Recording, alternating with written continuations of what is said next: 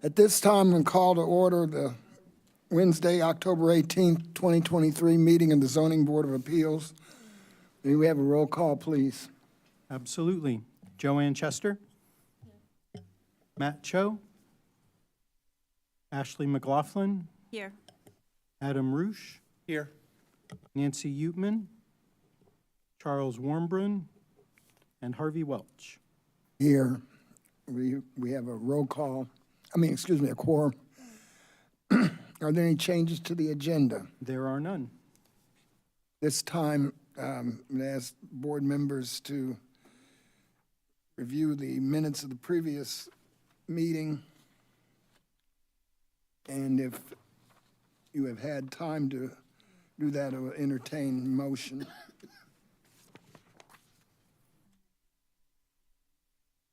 Would you, and if folks would go ahead and just leave their mics on throughout the meeting, and that way we don't have to worry about ons and offs.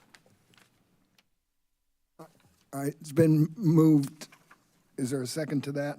Second. All in favor indicate by saying aye. Aye. Aye. Any opposed? The minutes are approved. Do we have any continued public hearings? There are no continued public hearings. All right, at this time, I will swear in any body that wishes to testify tonight. This does not require you to testify, but if you desire to be heard, you must be sworn in, so. All at once? Yes, all at once. Do you and each of you promise and affirm that any testimony you give will be true and accurate to the best of your belief? Thank you. At this time, I call for hearing ZBA 2023-C-05, a request by Wes Taylor on behalf of Taylor Construction and Design LLC for a conditional use permit to allow a self-storage facility at 205 North High Cross Road in the B3 General Business District. Do we have a staff report? We do. Thank you. All right, so as we get started, I need to make a quick correction that the applicant in this case should be listed as PK Elledge Development LLC, who Wes Taylor, who's here, applied on behalf of. To explain the little mix-up, Wes Taylor is a contractor who builds a lot of things around town and accordingly already had an account on the city's permit software. He used that account to fill out this application. In the appropriate box on the actual application, he listed the correct name, PK Elledge Development, but staff saw that the Taylor Construction and Design LLC account on our platform was used to fill out the application. A bit confusing to follow, I know, but the short of it is the applicant is PK Elledge Development LLC, and if the conditional use permit is granted, that's the name that would be reflected on the decision sheet. So with that out of the way, PK Elledge Development LLC has requested a conditional use permit to allow a new self-storage facility at 205 North High Cross Road. Self-storage facilities are allowed by conditional use permit in the B3 General Business District, which this property is zoned. Prior to this hearing, I will note that we received 21 email comments from the public regarding the case, all of which were in opposition to the request. Comments received prior to the packet going out are included as Exhibit G in the packet, and then anything received afterwards was provided separately to the board tonight. Common concerns cited in those communications included traffic, noise, lighting, stormwater runoff, security, and potential property value impact issues associated with the use. However, staff do find that the conditional use permit criteria have been met, and we are recommending approval of the request with a couple of conditions, which we will touch on in a bit. So the property is located on North High Cross Road, just north of the intersection of High Cross Road and University Avenue. It is zoned B3 General Business. Surrounding zonings include the B1 zoned Aldi lot immediately to the south, R4 zoned residential properties to the west and north. Those properties are currently separated by a 6-foot wall. And then areas to the east are in the county, include agricultural land and a mobile home park.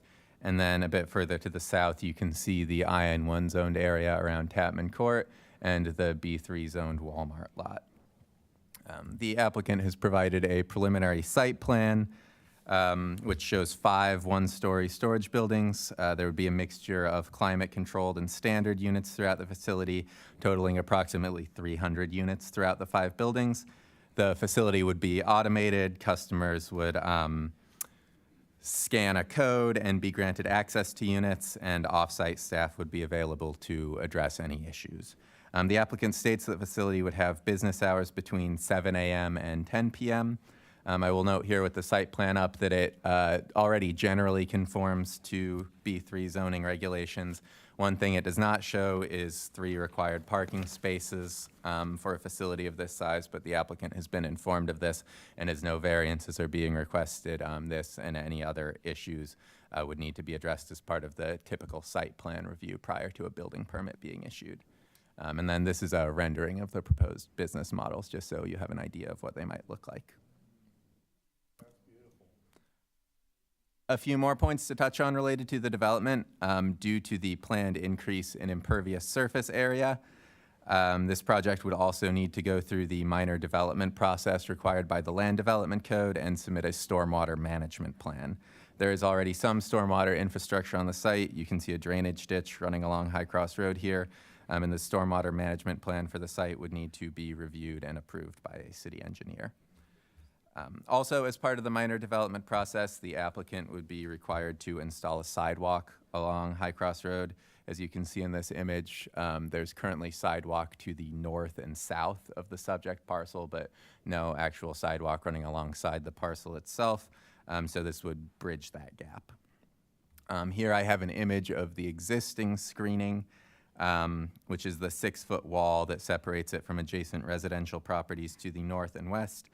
This was actually required to be installed as a condition of the special use permit that approved the Aldi grocery store in 2004. At the time, this parcel had also been owned by Aldi, and around the same time was separated to be sold off for another business use. For reference, I have some angles of the screening from different points of view. This is looking towards the property from the Behringer Common side. This is the northwest corner of the property as viewed from the Behringer Common side. And then this is looking towards the Aldi building, just so you have a point of reference for what it looks like with something actually there. Although I do believe that the applicant's proposed buildings would be a bit shorter than the Aldi building currently is. Moving into the conditional use permit criteria, staff find that the application meets the requirements, and we will quickly run through our reasoning there. The first criteria is that the proposed use be conducive to the public convenience at the location. We find this criteria to be met because while it's difficult to speak to the general demand for self-storage in Urbana without a formal market study, earlier this year, the Zoning Board of Appeals did process another conditional use permit request for an expansion of another self-storage facility, which that example could suggest that self-storage tends to be in fairly high demand in the area if providers are operating at capacity. But again, it's somewhat conjectural without a formal market study. This area of Urbana in particular currently has one self-storage facility a bit further south in the area around Tapman Court. So options are available if somewhat limited, and this facility would be providing a mixture of climate control and standard units.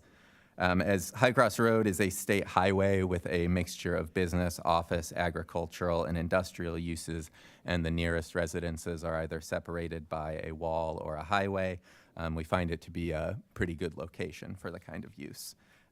Related to the location, we went back and looked at the text amendment from 1998 that initially defined the self-storage use and required at the time a special use permit. That requirement was later changed to a conditional use permit in a subsequent text amendment. But the reasoning provided in the staff memos at the time for the extra layer of review was that while the use may be a good fit for some B3 properties, there were concerns that it might not be the best fit for what the memo referred to as prime commercial areas of the city along major arterials and major intersections where more retail-oriented businesses may be more desirable and complement each other. So again, as this particular facility would be located on a highway near the town periphery, we feel like it's pretty in line with those goals. And then finally, as an added note for that first criteria, it would bring additional public benefit by resulting in the construction of a sidewalk where there's currently a gap. The second Hold on. criteria Wait. is... Oh, shh. Need quiet so we can hear. Thank you. is that the use would not be unreasonably injurious or detrimental to the district where it is located. Staff find this criteria to be met because the nature of a self-storage business where customers access units relatively infrequently to deposit or retrieve items is unlikely to significantly increase traffic or noise in the area relative to either the existing grocery store immediately to the south of the subject property or other uses which the B3 district would allow by right. And here for reference, and to emphasize that last point, I have a list of other uses which the B3 district would permit by right. While we have received some concerns from the public related to traffic, noise, and lighting issues arising from the use, it's worth keeping in mind that this is land zoned for general business use. And staff feel that these cited concerns are not necessarily more likely to be an issue with this particular use than many other uses which the B3 district would permit by right. Again, I have a list here which you're welcome to look through, and I will leave up for a moment. And then as far as lighting in particular goes, since that was mentioned, I will just note that the zoning ordinance does have regulations regarding lighting and requires the submission of lighting plans for most new developments where there would be 3 or more lighting fixtures, which has regulations about things like screening lighting from adjacent residential uses, as well as adjusting lighting levels for after-hours security, which any development would be required to comply with. The applicant has also proposed limiting business hours from 7 a.m. to 10 p.m. We'll note that limiting business hours would not be a requirement for any of these by right uses, which you see here, but should help to minimize impact in this case.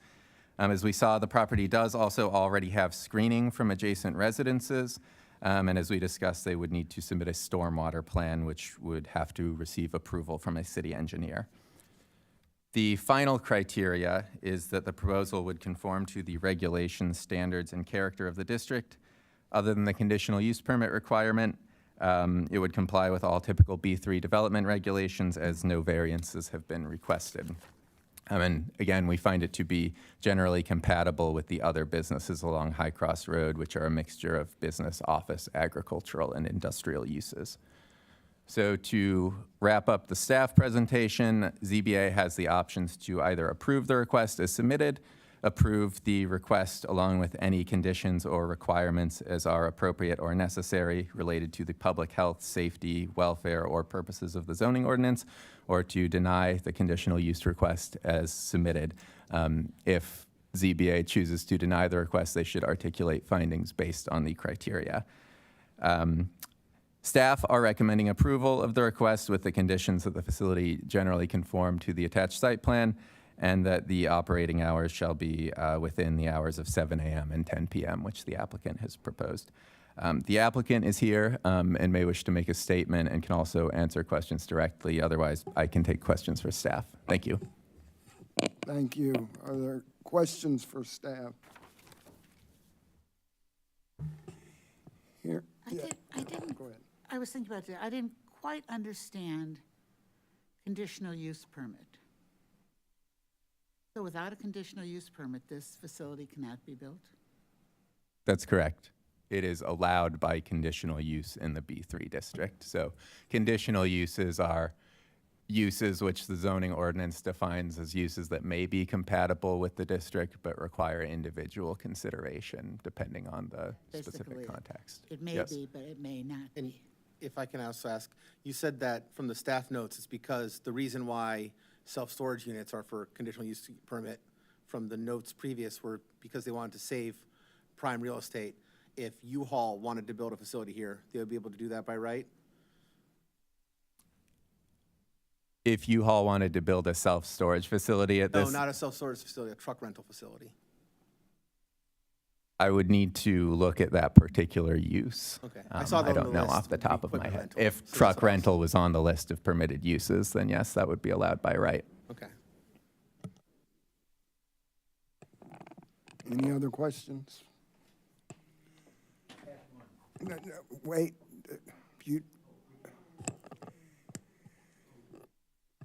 you may speak, but you're not allowed to ask questions.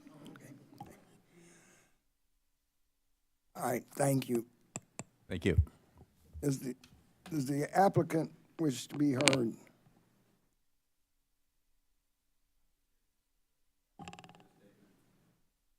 Come forward.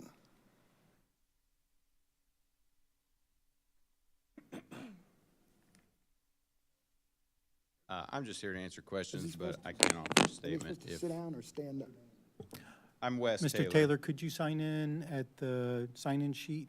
And anybody else who speaks, please sign in at the sign-in sheet when you come up. Thank you. Print your name.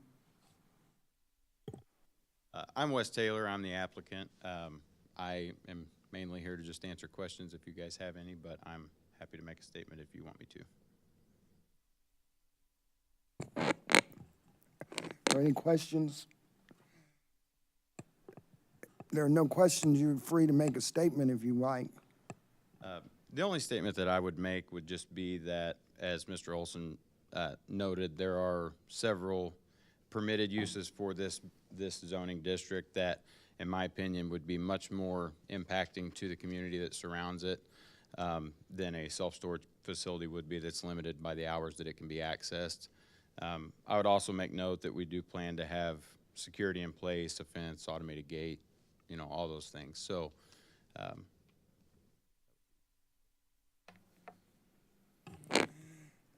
Thank you. yes, sir. Is there anyone who wishes to be heard in favor of this proposal? Hearing none. At this time, we will hear from those who are opposed to the proposed conditional use permit. So go for it.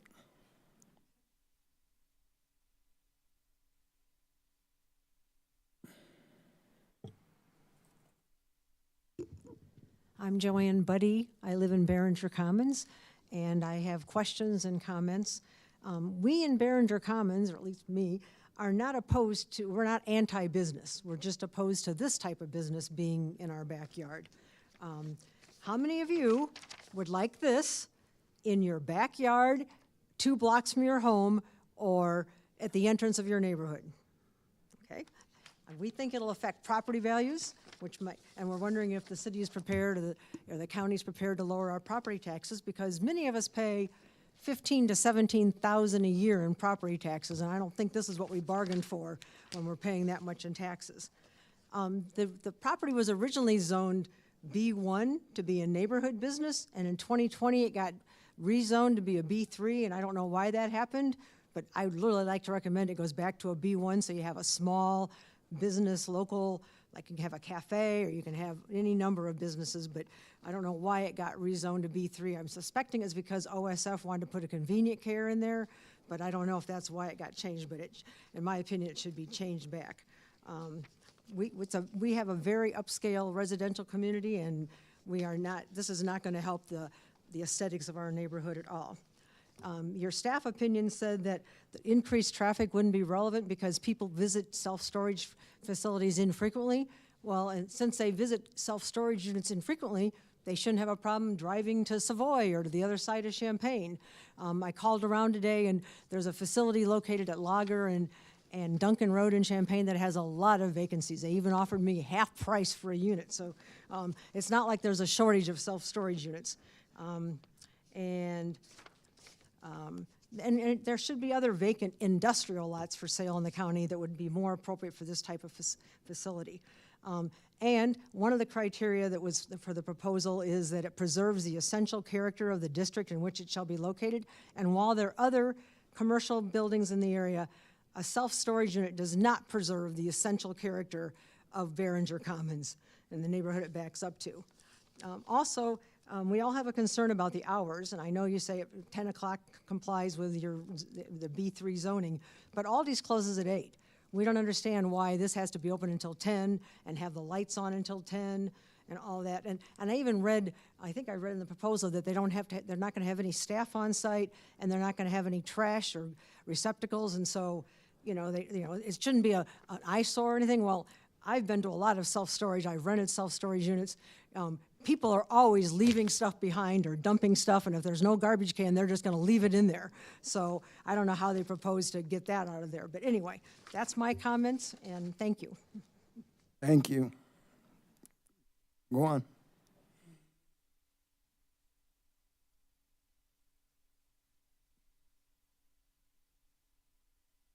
Hi, I'm Vicki Trimble. I also live in Behringer Commons, which is a higher-end residential subdivision. And again, like Joanne said, we're not at all, I'm on tiptoes, I'm sorry, guys. Hold on a minute. Here we go. We're not at all opposed to some sort of business going in there, but we just want an appropriate type business that will make our homes look better, be something that would draw. Oh, thank you so much. You're an angel. And of course, now I broke it. Here we go. But we just want a nice business, something that would be very appropriate to be around a high-end residential home subdivision. And we have a lot of elderly people. That's why we don't have a lot of people here tonight. We would have more, but many of them are elderly. Many of them are snowbirds and leave. So homes are left vacant a lot of times for 6 months at a time in our subdivision. And as good neighbors, I mean, we're a close-knit community. We watch over everybody, and we take care of each other. But there is concern about security and what could happen if you move something like this in. And that's, again, why we don't have maybe as many people here tonight as we would have liked to have had. We just feel that with the tax base, I'm one of them that pays $15,000 a year. I have a large home. I'm there by myself, and we've all worked hard to have what we have.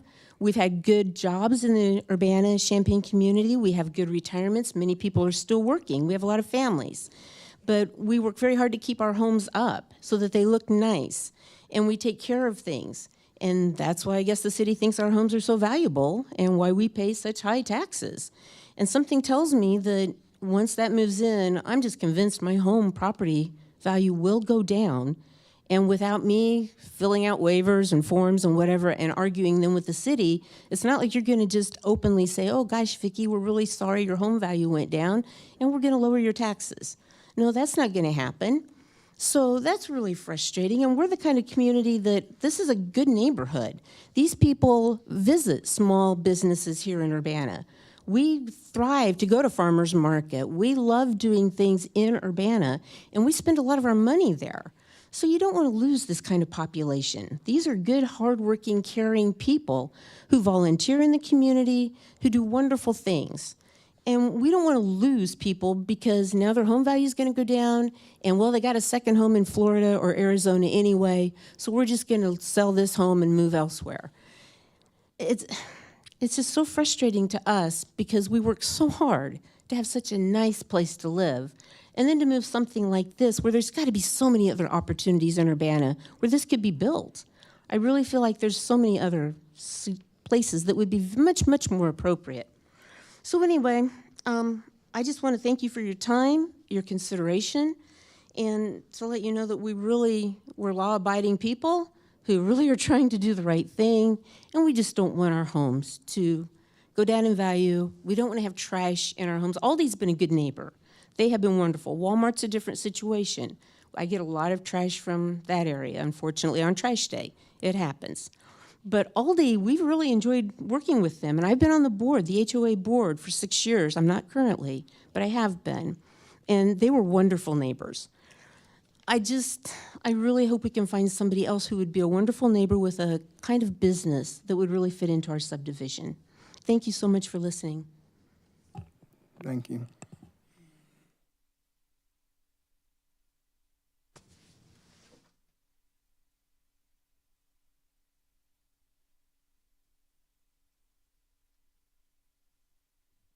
My name's Gary Gaybauer. I live in Behringer. I did a little bit of research. There are already 6 other storage facilities in Urbana, and one of them is at the intersection of Route 45 and Airport Road, which is not that far from where Aldi's is. There's a huge facility on Philo, the U-Haul, where the Eisners used to be. It's massive. I don't know what he's talking about High Cross Road with a mix of businesses and so forth. There's a church and the Apple Dumpling Restaurant. Those are the only businesses that I know that are on High Cross Road, starting from 130, going as far north as you would like to go to Rantoul. There's nothing else on there. And that's High Cross Road ends at 130. And as they've said, there are 280 taxpayers. And if you sent a note around to everybody, I don't think you'd find many favorable votes out of 280, and multiply that by the $10,000 to $15,000 that people are paying to taxes. And we sort of expect, when we're paying that kind of money, for our input to have some value. Thank you.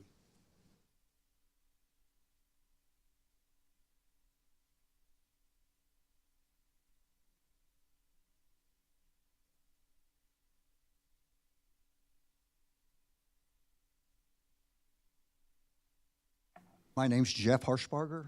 I live at 201. This is my wife, Grace, and I live at 201 Behringer. We moved in a year ago from rural Piatt County. And let me tell you about experience of zoning. In rural Piatt County, we lived there 20 years.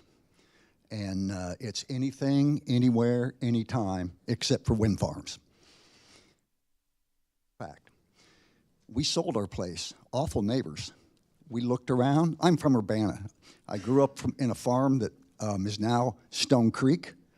There was an 80 acres there. I worked at Myra Station. I've been in this town my whole life. I worked for Illini IFS for 32 years.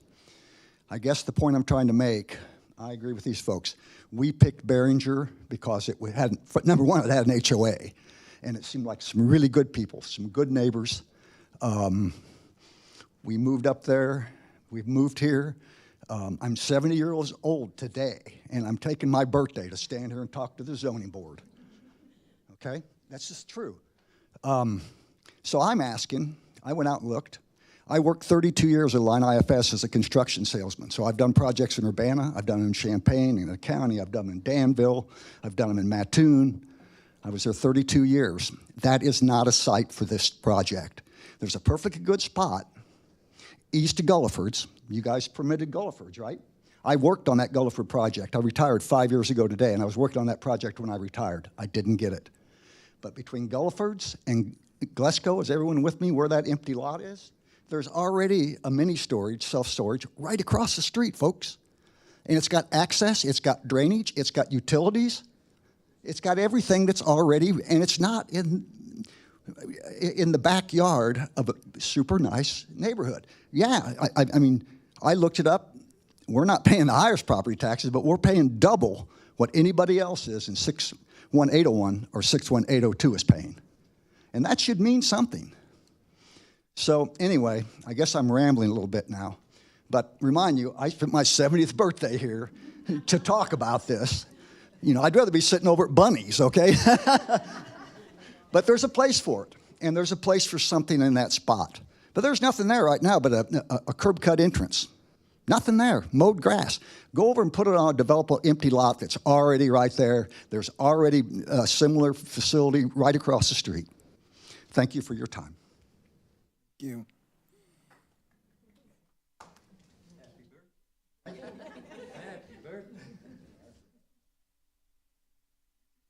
On the rendering of the Gotta sign in. proposed, Could you please Sir, sign gotta- in? You have to sign in, sir.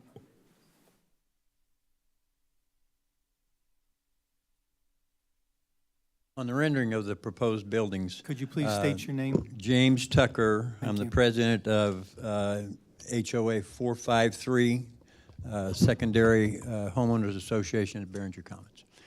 And if you look at the rendering of the buildings, and you look at 3001 Rutherford Drive, it's the one that's right next to the wall. It's a property that's for sale right now, and there's going to be a self-storage unit 20 feet from their house. It's 20 feet from their house. And she hadn't sold the building, she hadn't sold the property yet, but can you imagine buying a piece of property, paying over $250,000 for a piece of property, and all of a sudden the bulldozers come in and start tearing it up, and 20 feet from your property is going to be a self-storage building? I don't know if there's any in Urbana, any areas in Urbana of nice homes, of nice subdivisions, that there's anything close to a self-storage unit right next door. In my case, it's in my front yard. It's 50 feet from my front yard. I look at it every morning when I look out my front window. I'm going to look at metal roofs. I think it's wrong. I think it's the wrong thing to do. And I also think it's wrong for the zoning board to already have made their decision without talking to and listening to the people in the area. Thank you. Thank you. Anyone else wish to be heard?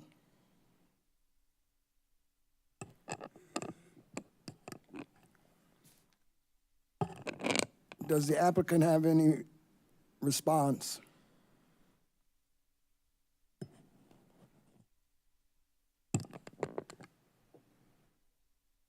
Yes, sir, I do.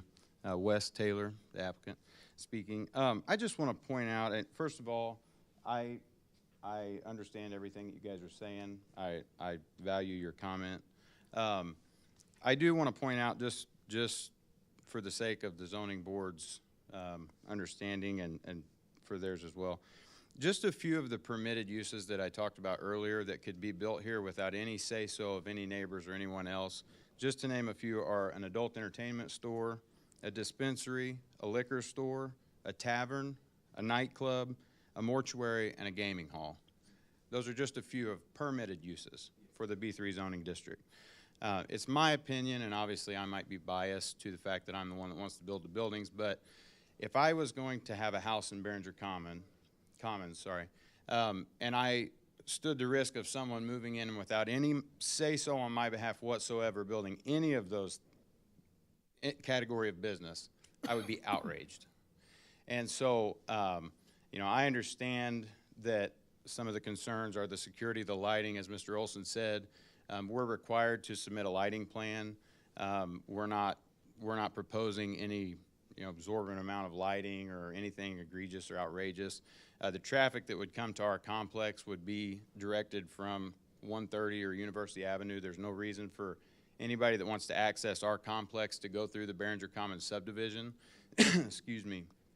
As a part of our development, we are going to put the sidewalk, if it's approved, we're going to put the sidewalk from where it stops now all the way through, so there'll be a thoroughfare there. And in terms of the property values, I personally don't know of any support or any studies or research that shows that self-storage complexes adversely affect the property values that surround them. So, you know, it's our desire to do something nice, to build something nice here. I understand that, trust me, I understand self-storage complexes have gotten a bad rap over the last years or whatever because people allow derelict vehicles and boats and campers and you name it. You know, on this particular site, there's not room for that, nor do we want to allow that. You know, as the owner of this development, it's not my desire to have something there that is unsightly or, you know, an eyesore for the community, the neighbors, or for anybody else. So that would be my input on that. You know, it's our wish to do things in a way where it pleases everybody. And so thank you for your time and consideration. Thank you.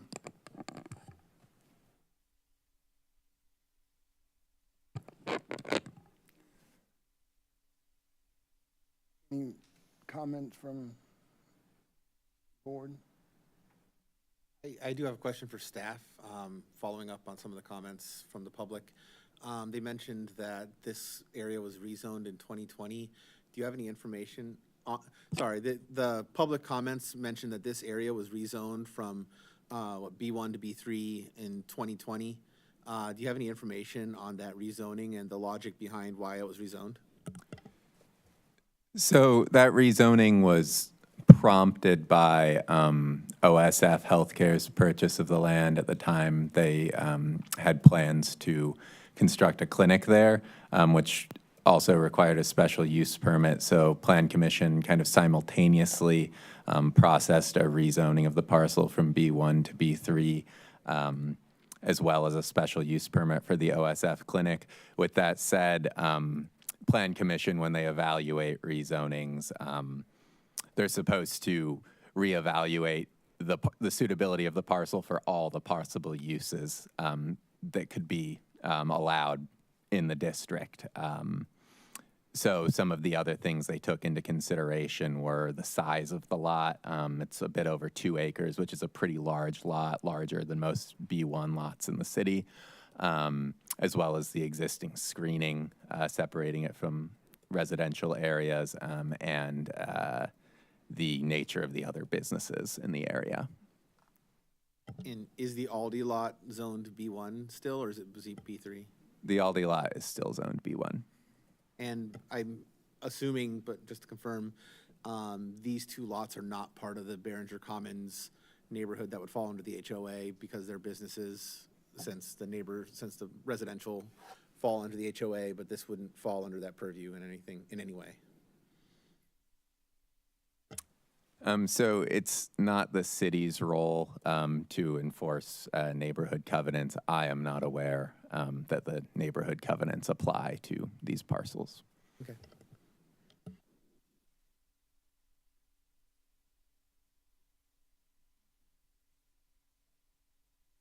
So in our research of what was allowed and what this process would look like, we actually did get confirmation from the Behringer Commons Homeowners Association as well as Aldi's legal team that our use and desired use in no way has to be approved by the HOA or by Aldi's as a corporate or that store individually.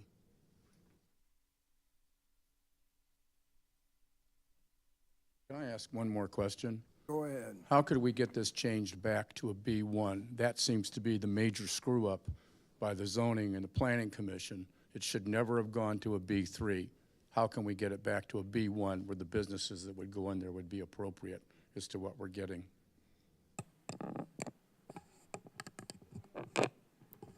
Go ahead. And the businesses that Mr.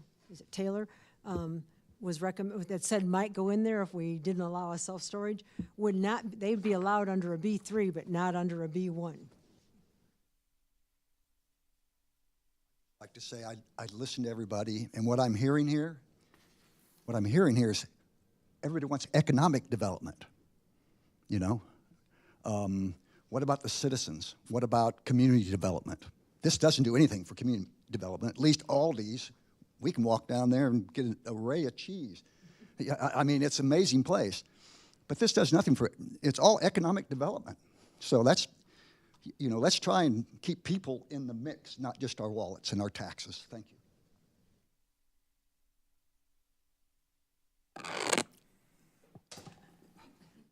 Go on. Just got to say, I agree. It's like you're punishing the good kids. We haven't done anything wrong. We've tried to be good citizens here. And if this goes through, it's like setting your children up for failure. It's like throwing them out the door because people will leave us in Behringer, and I hate to lose my neighbors. And I don't want to see that happen. Am I allowed to ask questions of the commenters? Sure. Go right ahead. Has the HOA looked into purchasing the property?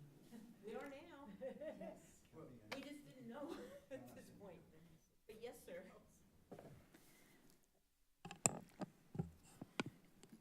I have a comment. Go ahead, Ash. I have to say, I mean, I am, you know, I never want to hear that residents would be unhappy in Urbana, in any neighborhood, no matter what taxes they're paying. But it's hard for me, sitting in this position, considering the qualifications that we have to consider. This seems to be a good site for the proposed use. The entry points are not through your neighborhood, which has been the case in some other locations for storage facilities. There is already screening. There's, you know, highway access. It is already zoned appropriately. So to me, this feels difficult to not approve. I just wanted to say that out loud before we get to voting in case we want to discuss any particular topic. I haven't seen, you know, I tried to do some searching today online. It's hard to prove that this would actually lower property values. I don't know if the city has any kind of history or evidence of complaints around other storage facilities, but I'm not aware of any, and I couldn't find any publicly available. So my hope is that, you know, these fears wouldn't come to fruition, and they would be good neighbors. Obviously, we can't know the future. But to me, this feels like a pretty decent fit, given the property is currently underutilized and already set up for such a use. It's up to you. Go ahead. Vicki Trimble. So the HOA does not allow certain types of sheds put into our backyards, our front yard, definitely not. Corner lots, they're really evaluated strongly. I mean, this is like a big machine sheds that are just being put up outside of a fence right by our property. And we would not allow that within the homeowners association because it would devalue our property and it makes things look bad. And I've seen, you know, different situations with these kinds of facilities. They don't even have anybody on site. So who's going to be there to police it? Once it's built and they're raking their money in, they don't care. They're getting their money. That's what they want. They don't. He's saying he will care, but that's because he wants you to approve it. And then it's up to us to deal with somebody who has a couch that they no longer want and they've been thrown out of their facility and now it's laying in our ditch. And another chair, a rocking chair over here, and crap over there. And next, you know, we've got this kind of thing going on right outside our entrances. And you're correct, they don't have to go through, but people will. People definitely do. They do from Edgewood. They cut across through us because they don't want to come down University to get out to High Cross Road. And those are usually the speeders. Those are the ones we worry about because we have cars parked on the street with little kids playing, and we sure don't want some little kid getting wiped out by somebody going 40 miles an hour when they should be going 25 to 30 in our subdivision. And we'll have those kinds of people cruising through, seeing what's there, who's got what. That's the problem with this is, I mean, it's machine sheds is basically what it looks like to me. Maybe it's a cut above. My father was a farmer. I know what a machine shed is. But they can be very nice, but they're machine sheds. And we don't allow that within the property. Why would we want that 10, 15, 20 feet right outside of our property? Well, with respect, it is out of the HOA's control and on the other side of a screening wall. And as much as I would like to control the properties around me, that's just not a reality that we all have. Again, economic development is what I'm hearing rather than community development. If anybody knows what a machine shed, it's me. I did this for 32 years. I sold machine shed. I can go over here in Urbana. Ray Tim Ponies bought from me. When Herschel Tummelson was alive, he bought from me. So it's a machine shed. I agree. We don't need machine sheds. If I was living in rural Piatt County, that's what I got. That's what drove me to Urbana, back to my home where I was born. So I wouldn't, don't make your decision on economics, make it on your citizens. Going to go on forever, I'm sorry. I used to live in Texas, and there were some areas where they wanted to put in self-storage units, but they had to make them look like kind of high-end homes. They had to make the frontage look like, a really nice development area. They couldn't just put a machine shed in. So maybe if you're destined to approve this, maybe you should look at different structures and outlooks and how it's going to look from the street. One last thing for me. I think you people should work to make this a B1. And it bothers me that several hundred feet diagonally from Aldi's, right by the Urbana post office on 130, there are tons of storage facilities, okay? I could actually, at my age, even jog from where that is to those. So it's not like at that particular intersection, there is not already a large storage facility right by the post office, right south of the Urbana post office on 130. If I may comment, I would say that this zoning board of appeals is not qualified nor empowered to make the decision of whether that should be a B1 or B3 lot. That is up to the council and planning commission ultimately. So that is where the power lies for that. Our job is to look case by case at what is being requested for a variance and then determining, does this meet the criteria for a variance if one is being requested? So that's. Or a conditional use permit. Permit, yeah, of course, yeah, thank you. So is it possible then for you to table this to give our HOA a chance to see if we can figure out how to get this rezoned or buy it and then rezone it? I mean, we didn't even know this was an issue until this whole thing popped up. So with that being said, we'd like the opportunity to see what we might be able to do to get it ourselves, and then we could rezone it and do something with it ourselves, as opposed to having this go in? So if I can comment, this is private property. It is owned by a person that is able to sell it to whomever they would like. This person has put in a request to build something on that property. It would be inappropriate for us to table their request to allow somebody else to purchase it. That would not be fair. Now, it is the purview of the property owner, somebody acting on behalf of the property owner, the plan commission, or city council to request rezoning of a property. A third party cannot request that a property gets rezoned. So OSF requested that the property be rezoned so that they could purchase it and build a clinic on it. If a self-storage facility was required to be in, say, a B5 zoning district, which is something made up, they would have to request it be rezoned so that it could be that use. If you wanted to purchase the property and then as the owner, or with the owner's permission, request that it be rezoned back to B1, you could do that, but we would not table a standing request to give somebody else the time to do that. That would not be fair, and that's not how the zoning ordinance works.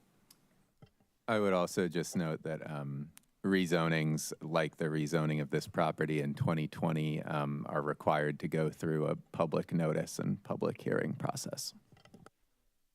So it did So go through. you all just received exactly this. notice of If we this lived here. rezoning. If you are live within there. 250 feet of the subject property. Within 250 feet, 280 homes that didn't get letters when you put that back to a B3.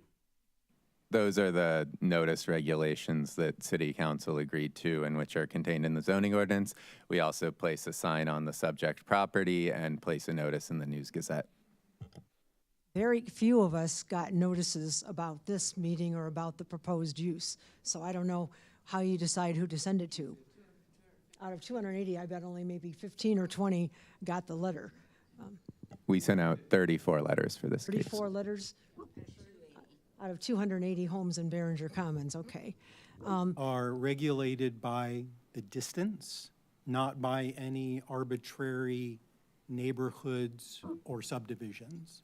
That would be, again, arbitrary and capricious to pick different distances that we would notice. It is simply up to the neighbors maybe then to notify, hey, I got this letter. You might be too far away to have gotten notice of it. So the system works. Can I ask what the process is for approving a conditional permit when you have opposition from the neighborhood? The Zoning Board of Appeals listens to comments that are emailed or mailed in. People come and they make comments in person. The Zoning Board of Appeals listens to all of those, and then they render their decision. There is no additional standard of like a 2/3 vote Oh, rather I than thought a I read that on your 50% vote. website, that a conditional permit application that had opposition from the neighborhood had to have a 2/3 approval by the Zoning Board of Appeals. I believe all conditional use permit applications require a 2/3 vote. For Okay, approval. I and can I don't think you have check that right 2/3 of now. the board here tonight. We have a quorum, so it would be 2/3 of present members.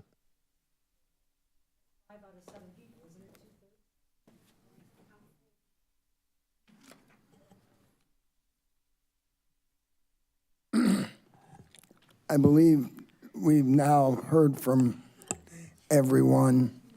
So are we ready to call this? No. No? You have something you want to say? Go ahead. Yes, I am opposed to this conditional use permit. I do not think this is an appropriate use for this property.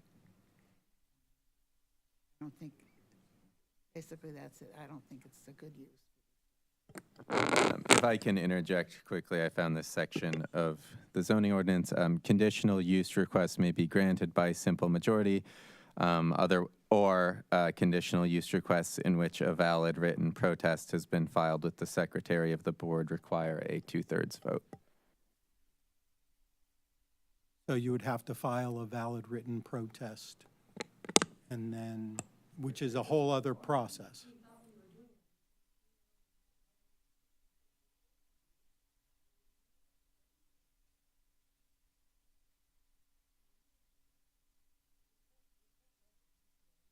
That is a separate from what a valid written protest is as defined by the zoning ordinance. There's So a to whole extra clarify, process. a valid written protest would require a 2/3 of the vote board, not simply a 2/3 of quorum? Or would it still be 2/3 of attendance? It just says a 2/3 vote, so it would be 2/3 of attendance. So a valid written protest is something similar to a petition that garners signatures of the neighborhood, and that is that process. It's in our zoning ordinance. If you were to ask a staff member, is there a way that, we can file a formal protest? What you all submitted were comments objecting to a proposed permit. That is different from a written protest as defined by the zoning ordinance. Should have been included in that letter that was sent out then. I'm reported this back and forth. I think we've heard from you all that you're in opposition to this, so that is duly noted. Are we ready to call this for hearing, or not for hearing, for motion?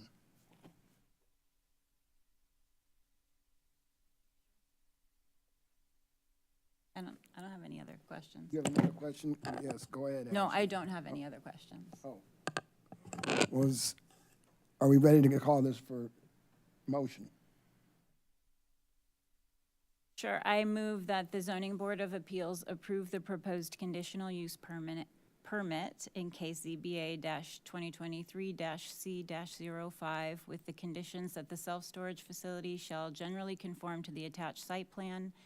And number 2, that the self-storage facility's operating hours shall be between the hours of 7 a.m. and 10 p.m. Is there a second to that? I'll second it. All right. Called for vote then?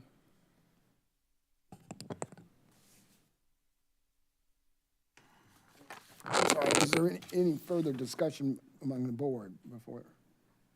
Hearing none, we're ready for a vote. Ms. McLaughlin, Yes. Mr. Roosh, Yes. Mr. Welch, No. and Ms. Chester. No.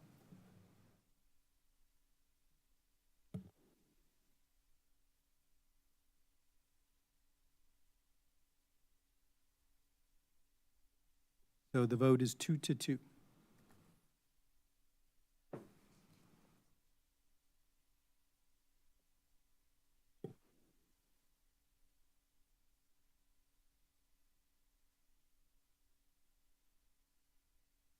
So then the vote fails because it was not passed by a simple majority.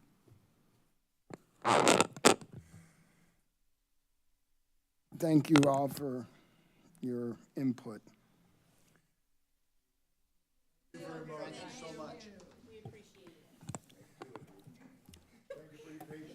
Is there any unfinished business?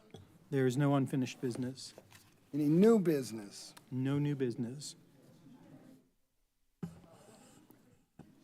Excuse me, ladies and gentlemen, can you please take it outside? We're still in the middle of the meeting.